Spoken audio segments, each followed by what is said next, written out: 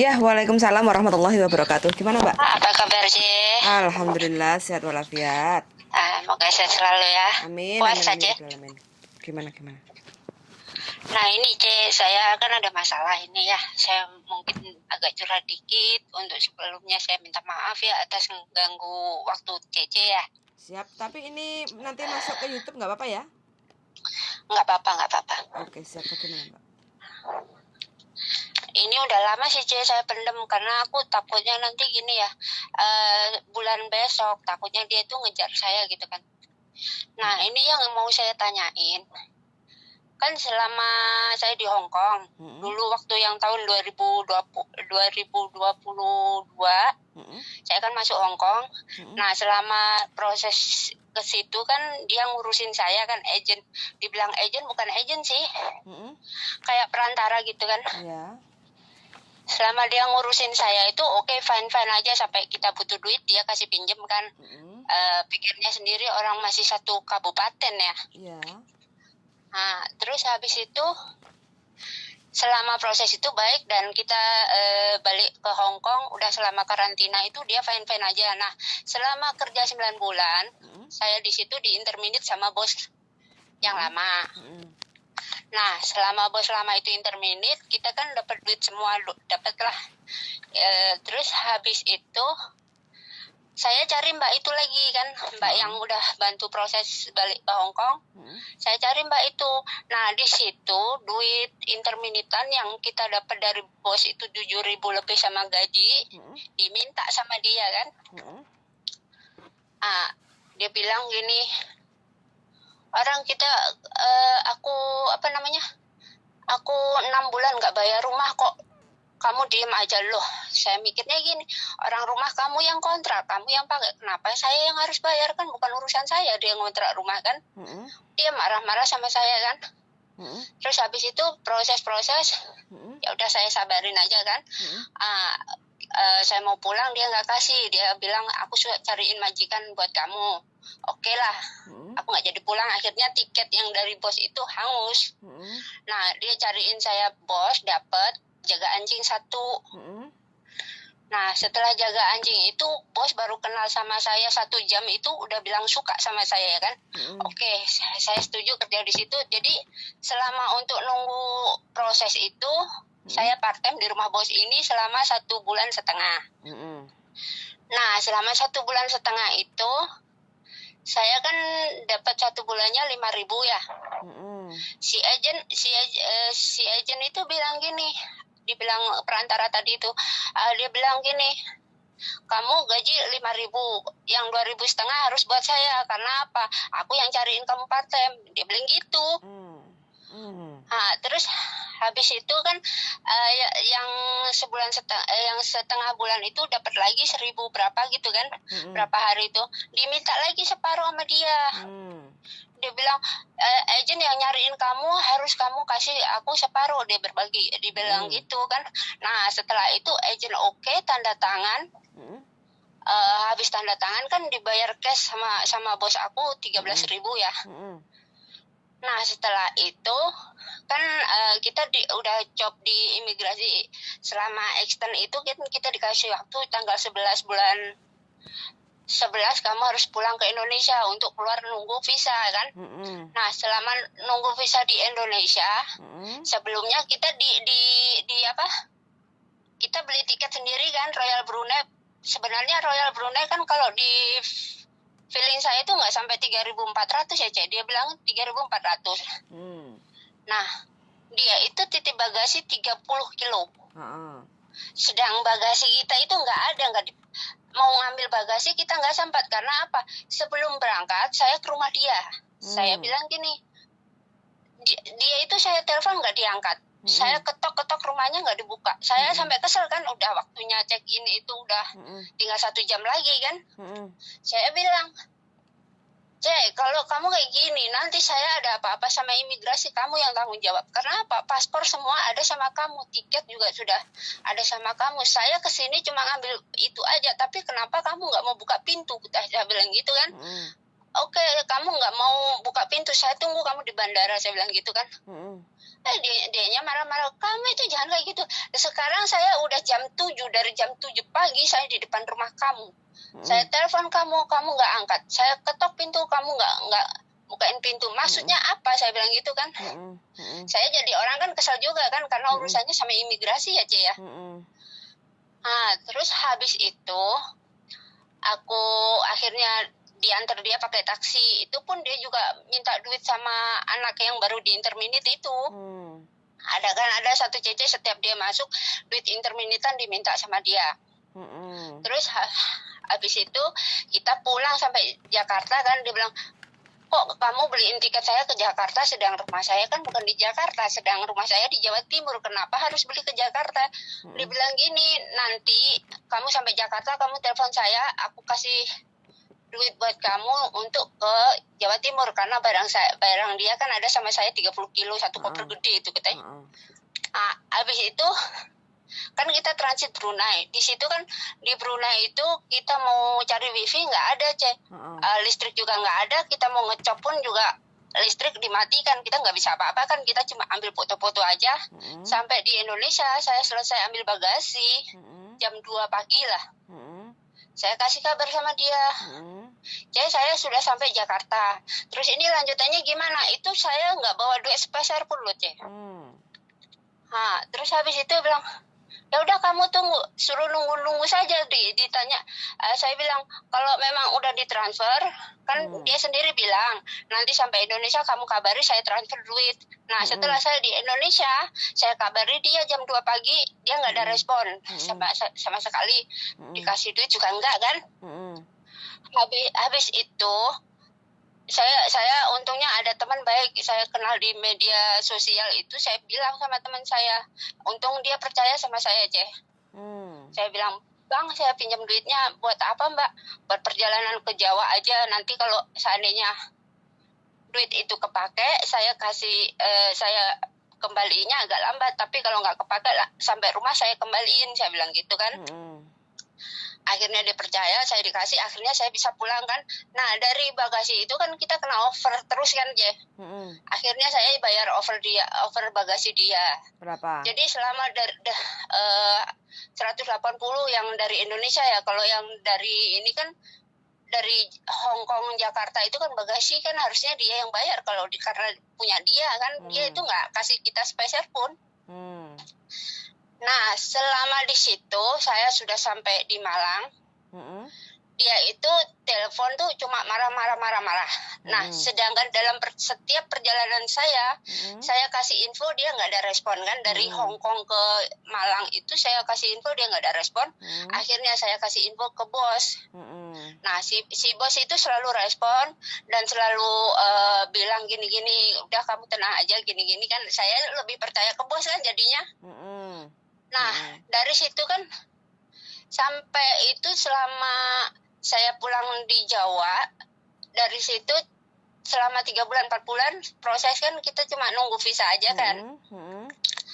Nah, selama nunggu visa itu dia bilang, nanti kalau kamu nunggu visa di rumah kamu harus bayar sama saya 3.500 dikali 4. Dia bilang gitu kan. Hah? Berapa? Saya kan nggak masuk agent, 3.500 kali 4. Saya bilang, orang kamu udah menelantarkan saya di Jakarta, sedang saya nggak masuk PT sama sekali, kenapa saya harus bayar kamu 3.500 kali 4? Sedangkan selama 3 bulan itu bos saya tanya, kok ini visa pembantu saya belum turun. Akhirnya di agen yang utama yang dia titipin proses itu ditanya, orang yang kasih orang perantara itu nggak kasih duit ke saya 1.800, jadi saya nggak ngurusin karena dia bilang gitu kan. Terus saya kaget kan, hah? Jadi dikasih duit 13.000 buat apaan? Habis dipegang langsung dia intinya no reckon lah ya.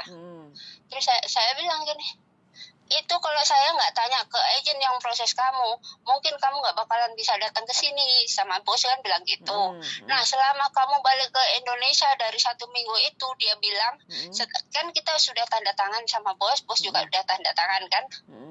dia bilang mau diganti sama orang lain karena mungkin dia nggak mau ngurusin proses lagi kan. Terus bos saya untungnya gue bilang, saya nggak mau, biar gimana pun saya tetap nunggu dia pulang ke Hong Kong lagi, dia bilang gitu kan. Habis itu si bos tanya, kok udah 3 bulan belum datang. Akhirnya tanya ke si agensi itu, dia bilang selama itu dia nggak kasih duit 1.800 untuk ngurusin visa dia. Nah selama habis itu akhirnya sama bos saya dikasih duit 1.800 untuk ngurusin visa itu. Nah, setelah visa turun, nah agent itu kan akhirnya confirm sama saya. Dia bilang, kamu kirim surat-surat kamu. Oh, surat saya ada sama perantara itu. Saya bilang, terus mungkin diminta sama dia ya, Cek. Habis itu nggak lama kemudian visa saya turun. Visa saya turun. Habis itu kan saya dikirim ke Indonesia, akhirnya dikirim ke Indonesia sampai terus saya kasih konfirmasi ke bos sama agen yang proses saya itu kan. Saya bilang, mami itu surat sudah sampai, terus gimana?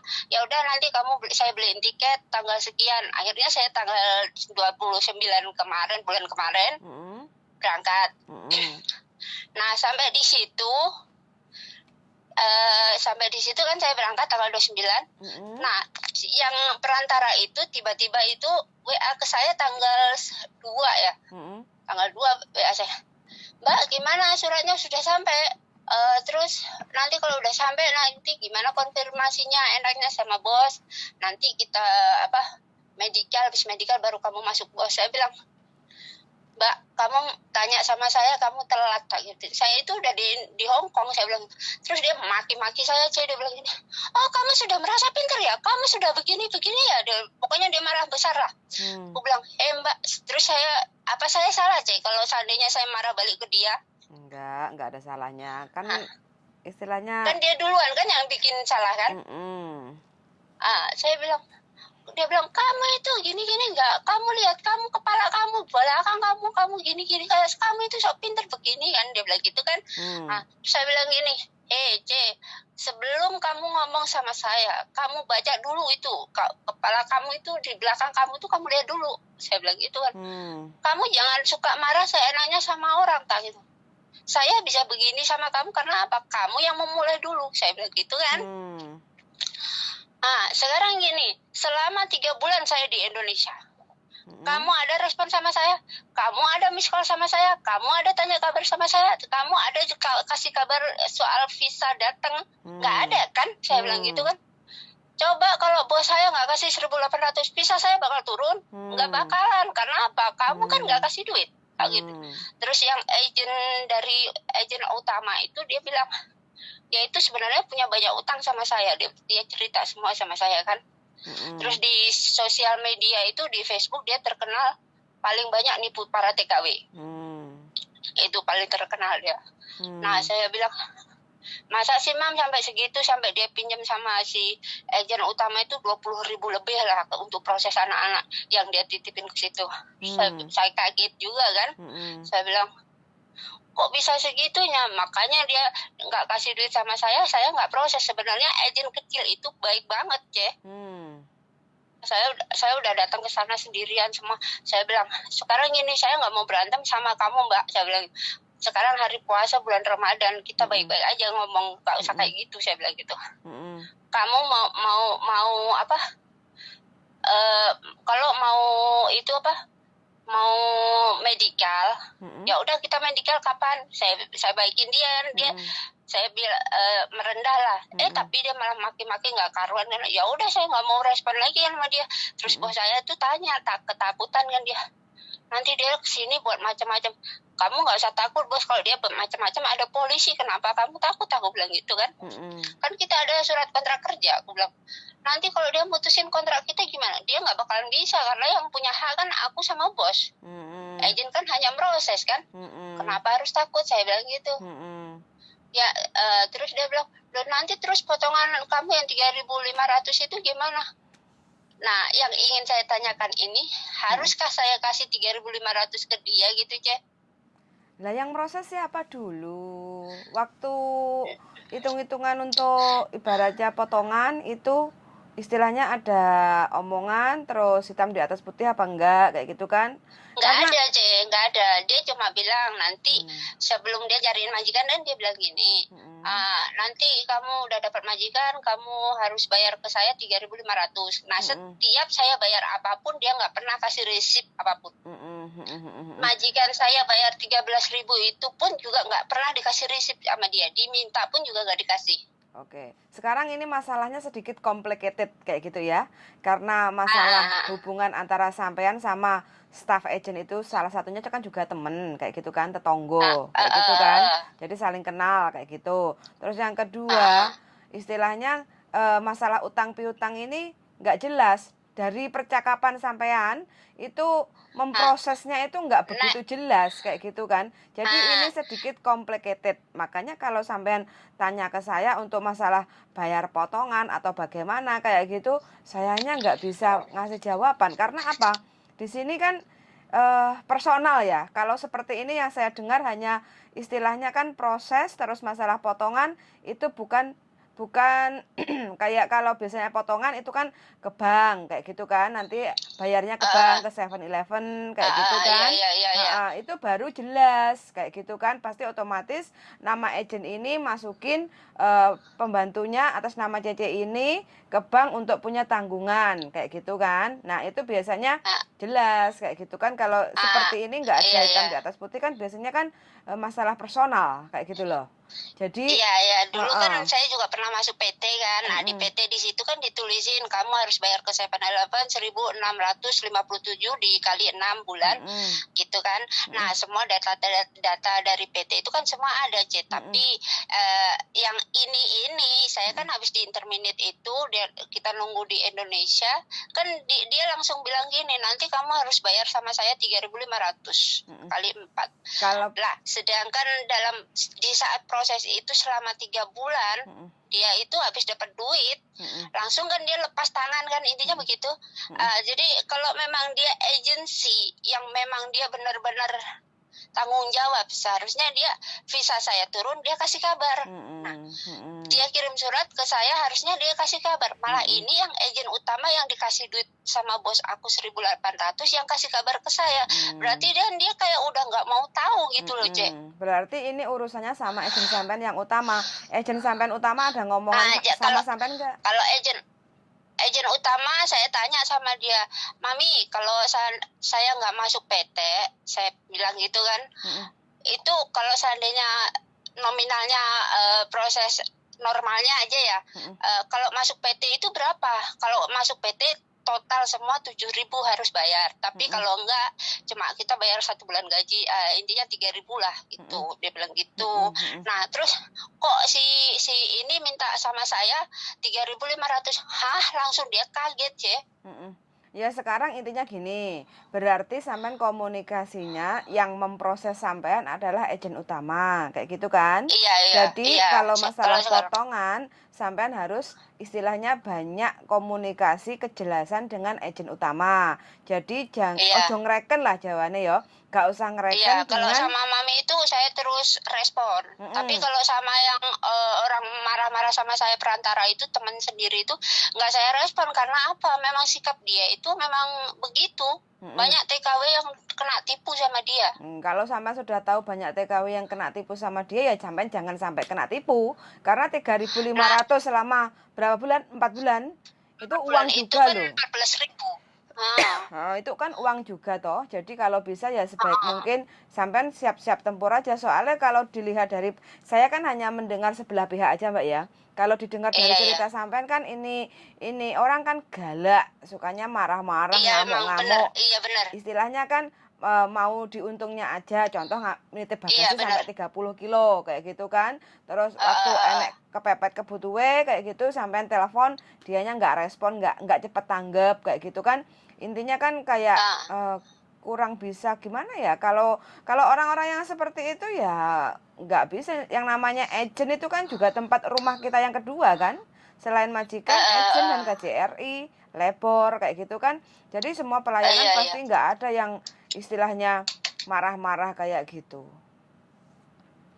Iya benar sih. Kalau saran saya ya nggak usah dibayar. Kalau yang 3.500 sekian ke perantara itu, sampean istilahnya bayarnya kalau memang ada omongan di awal sama si agen utama ya ke agen utama aja kayak gitu. Yang penting sampean siapkan hati kalau nanti mungkin sampean dimarah-marah kayak gitu. Kalau dianya marah-marah direkam aja terus diviralkan. Masa ada kayak gini ceritanya? Iya, iya benar, Ceh. Oh, oh. Makanya saya kan jadi daripada saya kepikiran kan, makanya saya coba tanya sama ke Cece, saya itu lebih baik bayar enggak. Nah, di sisi lain juga bos saya bilang gini, dia itu 1.800 saya harus bayar. Berarti dia punya hutang sama saya, bukan kamu yang punya hutang sama dia bilang gitu kan. Orang sudah saya bayar 13.000, kok kamu nggak diurus? Selain itu, kalau nggak dibayar 1.800, visa kamu juga gak bakalan turun. Bos saya bilang gitu. Jadi kan seharusnya yang punya utang itu yang perantara itu ke agen utama gitu kan. Tapi kan sekarang sampean visanya kan sudah turun, berarti kan sudah diurusin sama sudah diurusin sama si bos ke agen utama kayak gitu kan. Jadi nggak usah mikir masalah perantara itu, karena dia kan ibaratnya kan nggak jelas lah. Statusnya memprosesnya itu nggak jelas, abu-abu kayak gitu loh. Sampai sampean 3 bulan itu nggak ada kejelasan untuk proses visa turun, terus ditanya sama agen utama katanya belum masuk datanya kayak gitu prosesnya. Yang waktu kemarin saya habis tanda tangan sama si bos kan, saya diantar ke agen utama. Nah habis itu kan dia udah dapat 13.000 itu, kata si agen utama nggak dikasih sama dia sepeser pun, Cek. Ke siapa? Ke agen utama. Itu duit yang dia terima itu yang diminta notanya sama bos itu, agen utama nggak dibagi sama sekali. Terus berarti untuk memproses sampean ke agen utama itu agen sampean majikan sampean bayar lagi ke agen utama? Iya, 1.800. Oh begitu. Ya wes berarti urusannya biar si agen utama sama perantara kayak gitu kan. Kalau agen utama mau memproses sampean sampai visa turun, berarti dia sudah ada komunikasi kayak gitu. Enggak, kalau agen utama sudah bilang sama saya dia udah nggak mau join lagi sama dia karena bukan sekali 2 kali dia buat kecewa ke dia gitu. Makanya dia udah nggak mau lagi hubungan sama dia. Sampean pun juga harus begitu, jangan mau hubungan sama dia lagi daripada sampean ditelantarkan, ada masalah nggak mau cepet respon, cepet tanggap kayak gitu. Sampean baik-baik aja komunikasi sama majikan sama agen utama, itu yang terpenting kayak iya, gitu. Iya, Cek. Kalau itu pasti karena apa, mereka kan baik. Saya bilang saya dapat majikan baik ini sudah bersyukur alhamdulillah ya, karena dia udah selalu khawatir ke saya gitu kan. Kalau dia kan selama saya di Indonesia kan satu pertanyaan aja nggak ada. Masa dia kirim WA cuman gambar kucing itu doang, saya celingak-celinguk kayak gitu. Kok sampean baik banget ya, Mbak? Sudah tahu kayak gitu kok sampean masih mau merespon dia ya? Nggak saya respon, Cek, nggak saya balas. Ya. WA dia apapun dari dia terlantarkan saya dari Jakarta itu, setiap dia WA marah-marah itu nggak pernah saya respon. Karena apa? Orang ini aja nggak menghargai saya, kenapa saya harus menghargai dia? Gitu aja. Ya selesai, tutup buku aja sama orang ini daripada sampean bikin ruwet pikiran, istilahnya kan kayak gitu. Saya bilang kalau masalah uang di Indonesia yang saya pinjam selama saya proses waktu saya kekurangan duit di Indonesia, tetap saya kembalikan. Kamu nggak usah khawatir. Saya bilang gitu. Tapi kalau untuk bayar 3.500 saya angkat tangan. Karena apa? Selama 3 bulan saya di Indonesia, 4 bulan, kamu aja kasih kabar visa turun. Enggak kok, tiba-tiba aku udah di Hong Kong, kamu tanya visa kamu udah turun apa itu. Udah telat, saya bilang gitu. Ya udah, uang 3.000 yang dia minta itu buat aja sedekah, buang sial kayak gitu loh. Biar kedepannya sampai rezekinya semakin lancar kayak gitu. Daripada mikirin yang seperti itu tuh nggak akan ada habisnya, karena sifat karakter manusianya itu udah seperti itu kayak gitu loh. Ambil enaknya aja, di saat untuk tanggung jawab prosesnya itu nggak ada tanggung jawabnya kayak gitu loh. Jadi ya kita memang harus benar-benar bisa memilih agen yang tanggung jawab dan benar-benar baik. Ada agen tanggung jawab tapi kadang karakternya kan marah-marah, emosi, bentak-bentak kayak gitu kan. Jadi bagaimana kita itu bisa proses dengan agen yang tanggung jawab dan nyaman kayak gitu loh. gitu aja. Iya benar sih. Nah, Orang-orang itu dibuang aja, jangan ibaratnya jangan dipikir lagi. Kalau dia berani datang untuk nagih hutang, ya langsung aja lapor polisi, bilang ke bos, bos kalau nanti orang ini datang, saya nggak, istilahnya kan prosesnya kan bener, si bos kan udah bayar kayak gitu kan. Nah yang penting komunikasi sama orang utama. Utang piutang kan nggak ada hitam di atas putih, itu nggak ada bukti yang akurat, hanya sebatas omongan aja kayak gitu kan. Kalau dia datang ke rumah, langsung aja telepon majikan, merasa diganggu dan tidak nyaman kayak gitu. Dan dia pasti jadi kalau seperti itu sampean harus berani menantang kayak gitu aja, karena mengganggu, mengusik pekerjaan sampean, tempat tinggal sampean, itu rumah majikan kayak gitu kan. Sedangkan bener-bener sampean tuh nggak punya utang sama dia kayak gitu loh. Iya benar sih. Kayak gitu. Nah, selama itu kan bos saya bilang, nanti kalau kamu udah ambil semua semua udah selesai, kita udah nggak usah urusan lagi sama dia, kita cari agen lain, dia bilang gitu. Tapi nggak usah, kita cari ke mami aja yang agen utama aja, dia kan orangnya baik, dia kan tahu sendiri kan kalau mami sama dia awal mulanya kenal sama bos itu dia baik-baikin, dia mijitin sama bos sampai dikasih duit 300, itu saya cari muka gitu. Nah habis dikasih duit 13.000 langsung otak dia kayak oleng atau gimana ya, kalau bilang kayak orang edan. Ya didoain aja, mudah-mudahan diberi jalan yang lurus, bener kayak gitu. Amin. Karena makasih, Ce. Sekarang dunianya dunia sosmed, Mbak. Kalau kita nyelentot kayak gitu, otomatis kan hidup kita nggak tenang kayak gitu loh. Apalagi kerjaannya seperti ini, nipu-nipu lah, kerja nggak beres lah, apalagi berani ngambil uang yang bukan haknya lah kayak gitu kan. Jadi ya iya benar. Istilahnya nutup rezeki kita kayak gitu. Dia bilang gini kok sampean, kamu itu sudah membuat jurang kamu sendiri. Nggak keliru mbak, aku bilang gitu langsung. Sebenarnya kamu, karena apa? Kamu yang sudah menipu TKW segitu banyak, sampai kamu terkenal di sosmed, kamu seorang penipu. Sebenarnya ini kalau dibilang gini aja ya, kamu yang begitu sama orang, akhirnya nanti orang berbalik begitu sama kamu. Karena apa? Dari kelakuan kamu sudah satu menipu orang. Kedua, kamu sering memeras TKW. Itu nanti sebenarnya jurang sendiri, kamu yang kamu gali, bukan kita yang menjurang gali ke kamu. Kalau saran saya sih dia ngomong apa aja biarin aja. Iya, banyak gitu ya. Biarin aja. Nggak usah diladenin. Kirim voice sama saya itu. Nggak usah diladenin. Kalau bisa diblok aja, nomor yang nggak kenal diblok aja wis. Daripada kakean masalah. Ini partai gurem ini. Tidak menguntungkan tapi benar. Bikin ruwet suasana kayak gitu. Iya, maunya dia itu meras duit ke orang, dia nggak mau kerja tapi dia maunya mintain duit orang gitu. Yaudah. Dia bilang, tanpa aku aja kamu nggak dapat pacar. Oh, kalau kamu sudah nyariin majikan sama saya ucapin banyak terima kasih kamu udah bantu saya. Saya gituin sama saya. Ya saya ucapin terima kasih banyak, tapi kalau untuk utang duit Indonesia tetap saya kembalikan, kamu nggak usah khawatir, saya bilang gitu kan. Tapi kalau untuk bayar 3.500 nggak ada hitam di atas putih, saya kagak bakalan bayar. Kenapa? Kamu udah punya utang sama agen utama aja, saya yang bayar kok, saya bilang gitu. Langsung dia diem, nggak banyak komen sampai sekarang tuh, nggak balas apapun. Nggak usah terlalu banyak komunikasi sama orang seperti itu. Ibaratnya kalau bisa saran saya sih diblok aja. Nanti kalau punya uang, utangnya dilunasi, harus ada bukti, tanda tangan, saksi, selesai. Kalau dia mau keluar-keluar yang kayak apa, yang penting selesaikan utang sampean, udah selesai, tutup buku sama orang ini kayak gitu. Iya Cek. Berarti kan kalau kita merasa salah pasti kita diam ya Cek. Tapi karena saya nggak merasa salah apapun, jadi ya apapun dia ngomong ya saya lawan.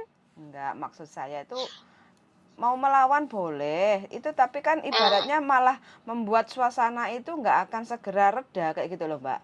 Walaupun kita perang, kalaupun kita benar, tapi kadang kalau kita diem itu kan ibaratnya kan sing ngelawan itu kesel dewe kayak gitu loh, capek dengan sendirinya. Kayak gitu kan. Bener, semakin sampai lawan merasa gitu, semakin sampean lawan, jadi ini nggak akan selesainya terus kayak gitu loh. Jadi perang itu terus, bukan berarti kita diam, bukan berarti kita salah kayak gitu loh. Tapi ngurusi kayak gitu tuh nggak ada gunanya gitu. Iya benar sih. Ya udah pokoknya sampai tandasi aja omongan sekali selesai. Kalau dia tetep aja nyulut, dia kan ngambil emosi sampean toh, ngundang emosi sampean toh, ben sampean Iya benar, ikut-ikut benar.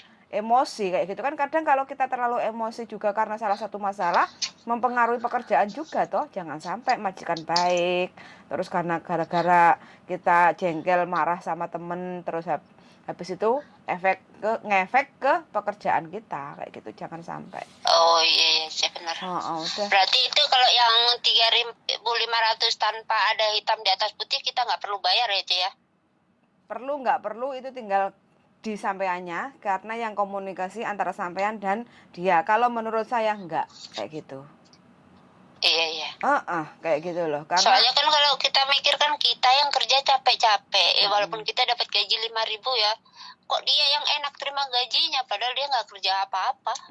Ya pokoknya saran saya, kasih gaji 3.000 itu kasihkan ke orang-orang yang membutuhkan di Indonesia. Buang sial kayak gitu. Biar sampean dibantu doanya sama yang ibaratnya sampean kasih itu loh. Biar sampean semakin dimurahkan rezekinya, dimudahkan urusannya kayak gitu. Amin. Gitu aja, Mbak. Kayak gitu. Just pokoknya uang itu lebih baik sampean gunakan yang itu. Karena kan pasti mereka mendoakan toh, Mbak. Tak dongakne rezeki iki yang ngasih rezeki semoga diberi kelancaran, panjang umur, sehat, lancar rezekine kan kayak gitu toh, Mbak. Nah, kalau ada uang segitu kan banyak, Mbak. Kalau ada 20 atau 50 orang yang dikasih otomatis kan itu sudah menjadi istilahnya kan doa-doa mereka yang baik masuknya kan kesampean semua kayak gitu loh. Iya, Cece. Daripada sampean bertengkar sama orang yang nggak ada ujungnya kayak gitu. Nanti ada masalah lagi, nanti ada semakin banyak hubungan sama orang ini, nanti akan kedepannya itu akan ada masalah lagi, kayak gitu. Iya betul. Sampai semua teman-teman saya di sini itu saya kasih dengar voice dia itu marah-marah, kesel dengernya gitu, nggak enak banget didengar gitu omongannya. Ya. Berarti dia ya udahlah, yang penting kan yang tahu, yang kenal sampean, ya kan kayak gitu. Kalau saran saya sih cari teman yang ibaratnya buat kehidupan yang lebih baik, lebih nyaman. Terus gali informasi. Iya berarti kan kita udah nggak perlu lagi berteman orang kayak gitu ya, Caya? Enggak lah, buat apa Mbak? Bikin susah kepala. Iya malah tambah kalau di pikiran saya itu kayak apa ya, kayak seakan tersiksa deket sama dia itu, Caya. Kayak batin tertekan banget tuh. Sampean kan udah ngerasain, ya udah selesaikan sampai di sini, tutup buku. Wes lembarannya buka yang baru kayak gitu. Cari teman-teman. Walaupun dia tetangga, tapi kalau dia tidak bisa istilahnya membantu lebih baik, malah menjerumuskan, ya buat apa? Iya benar. Kayak gitu loh. Iya kan? Iya. Santai aja, yang penting hubungan sampean dengan majikan sama agent utama tetap baik-baik saja, is fine, tidak ada masalah. Rezekinya sampai lancar kayak gitu. Jangan mau diganggu dengan hal-hal orang yang seperti itu kayak gitu. Iya, Ce. Semangat aja, Mbak ya. Ya, terima kasih banyak ya, Ce. Maaf ya udah ganggu waktunya. Saya cuma pengen solusi aja gitu. Jadi sekarang kan saya udah cerita sama Cece, jadi saya udah lega gitu loh. Kalau kemarin sih memang nyesek banget, Ce, rasanya tuh. Saya harus gimana? Sedangkan kalau dipikir-pikir ini perasaan saya jadi tertekan banget, kerjaan jadi nggak fokus karena apa, kepikiran itu gitu, Ce. Ya diblokir aja orang itu, diblokir aja. Nomornya nggak kenal, masuk blokir aja, Mbak. Sekarang ini kan banyak modus-modus, banyak hal, banyak cara kayak gitu kan. Wis nggak kenal tonggo, saudara ataupun siapapun, banyak cara modus-modus yang ingin mendapatkan uang yang tidak pada jalurnya kayak gitu loh. Cara-cara instan kayak gitu. Wis pokoknya orang nggak kenal diblokir, orang nggak kenal diblokir gitu aja sah. Biar kita uangnya bisa ngumpul kayak gitu loh ya. Iya, Ce. Makasih banyak ya. Semangat selalu ya, Mbak ya. Iya, makasih banyak, Ce. Semoga sukses selalu juga buat Cece dan semakin tambah banyak subscribernya. Amin ya rabbal alamin. Sangat loh, Mbak ya. Sampean semangat selalu. Sehat ya. Iya, terima kasih buat ada Cece sama Cece Yuni, Bang Sandro. Itu saya udah suka saya karena sering lihat konten Mbak Yuli sama Mbak Yuni juga Bang Sandro. Jadi saya tuh bisa leganya lebih baik saya curhat sama mbak-mbak gitu. Iya. Iyalah. Saya tiap hari itu nyimak YouTube Cece itu tiap hari. Oh iya, makasih banyak loh Mbak ya. Mending yang kayak Makanya kan gitu. kadang saya bilang, Cece lagi makan di sini ya udah dilanjut dulu, saya mau telepon juga nggak enak kan. Iya, kadang aku juga kan punya aktivitas kerja kayak gitu kan. Kalau pas saya kerja kayak gitu ya memang fokus saya untuk kerja, tidak untuk kalau yang seperti ini kan saya masih pagi, belum mulai untuk aktivitas kerja kayak gitu kan bisa. Jadi bisanya ya pagi sebelum jam 12 sama malam pulang kerja kayak gitu. Saya Oh ya makanya saya kadang telepon Cece agak susah juga susah. karena saya sendiri juga lihat sikon saya untuk kerja gimana kan, jadi saya Siap. kadang nggak bisa telepon, kadang Cece telepon saya nggak bisa angkat itu karena memang kita lagi sibuk ya. Iya, Jadi aku minta maaf juga sama Cece. nggak apa-apa. Ntar lagi Lebaran saya ucapin juga minal aidin wal faizin, mohon maaf lahir batin, selamat hari raya Idul Fitri buat Cece dan keluarga semua. Semoga sehat selalu. Sami, wis pokoknya saling memaafkan dan semangat untuk kedepannya kayak gitu aja Mbak ya. Iya Ce, makasih Siap. banyak ya Ce. Ya Yuk, udah suwun Ce, sangat, saya mau yuk. undur diri dulu Siap, karena siap, siap. mau lanjut kerja dulu. Siap, selamat beraktivitas ya Mbak ya. Suwun Ya. yuk, bye-bye. Assalamualaikum. Terima kasih Ce. Waalaikumsalam warahmatullahi wabarakatuh. Oke teman-teman, ini adalah dilema dalam proses dengan agennya. Jadi bagi siapapun teman-teman yang lagi proses kerja di Hong Kong, pilihlah agen yang benar-benar tanggung jawab dan kita itu nyaman. Karena apa? Kita harus banyak komunikasi. Kadang kita ada keadaan majikan yang seperti ini karena kan majikan kita yang kenalin agen kayak gitu kan. Jadi kita banyak komunikasi sama agen. Jadi agen itu bisa untuk menjadi jembatan orang penengah, biar suasana kita itu kerjanya sampai finish kontrak kayak gitu. Jadi kalau kita cari agent asal dapat majikan, yang penting proses kayak gitu. Kadang kalau di rumah majikan kita nggak tahu pas ketemu kalau majikan sama yang enak, ya alhamdulillah. Kalau pas ketemu majikan sing bobrok, nggak sama seperti interview kayak gitu loh, susahnya seperti itu. Kadang kita telepon atau konsultasi sama agent yang ngenalin majikan, agentnya mele kayak gitu, ya kan soro kitanya kayak gitu ya. Terus habis itu kita pasti cari info sana sini kayak gitu. Makanya sebelum memproses diri untuk cari majikan di Hong Kong, carilah agent yang benar-benar tanggung jawab dan kita nyaman di agent itu. Sun sangat sudah mendengarkan, sehat selalu untuk teman-teman semuanya. Bojoku buat sampah? Nggak closing sini dong. Oke, ya wis, bojoku lagi sibuk, baru bangun tidur, masih KKN. Sun sangat dan see you, bye bye.